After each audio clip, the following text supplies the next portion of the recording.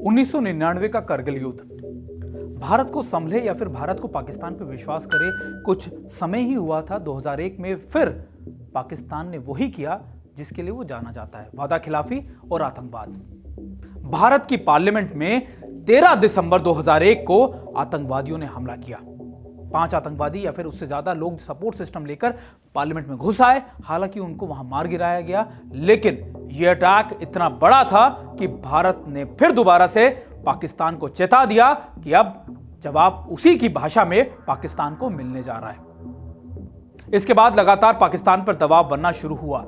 लाल कृष्ण आडवाणी जो उस समय के गृह मंत्री थे, उन्होंने साफ तौर पर यह जाहिर किया कि इसके पीछे एलईटी और जेम यानी लश्कर तौयबा और जैश ए मोहम्मद जैसे आतंकी समूह है और इनको पूरा सपोर्ट मिला है आईएसआई से।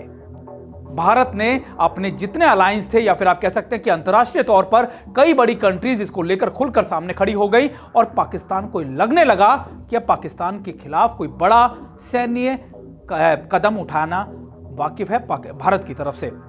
5 लाख ट्रूप्स को लगातार डिप्लॉय किया गया अलग अलग इलाकों में और यही था ऑपरेशन पराक्रम।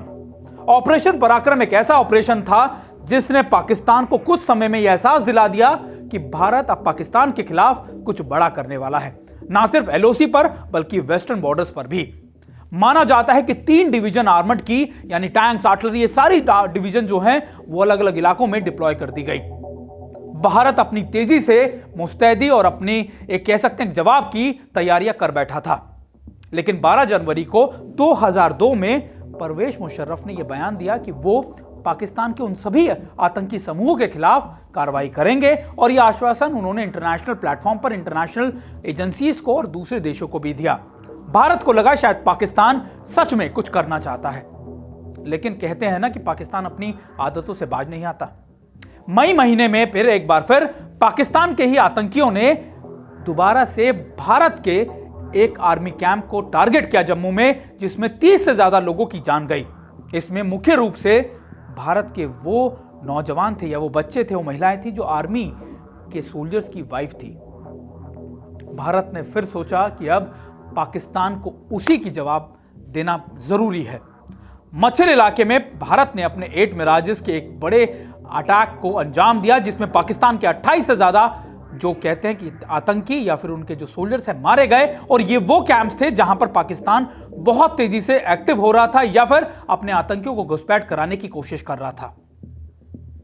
अब पाकिस्तान को लग गया कि भारत ना सिर्फ अपने खिलाफ हो रही आतंकवादी गतिविधियों के लिए भारत पाकिस्तान को करारा जवाब दे सकता है, बल्कि फुल फ्लेजिड वॉर की जगह स्मॉल या फिर छोटे ऑपरेशंस को भी अंजाम देने के लिए भारत पूरी तरीके से तैयार है। फिर दोबारा से बातचीत की दौर शुरू हुआ और अक्टूबर 2002 के अंदर दोनों देशों ने सहमति बनाई कि वो डीमोबिलाइजेशन करेंगे, यानी दोनों सेनाएं पीछे हटेंगी।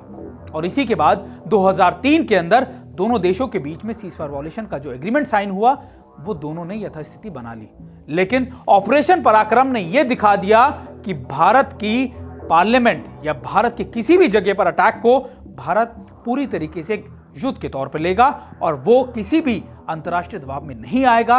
ऑपरेशन पराक्रम इतना सक्सेसफुल रहा कि पाकिस्तान ने कई सालों तक, 1 दशक तक लगभग, कुछ आंख उठाने की कोशिश नहीं की। और यही वजह थी कि परवेज मुशर्रफ जैसे जो पाकिस्तान आर्मी के एक बहुत बड़े जनरल थे या फिर बहुत इन्फ्लुएंशियल थे, उनको भी भारत के सामने घुटने टेकने के लिए मजबूर कर दिया।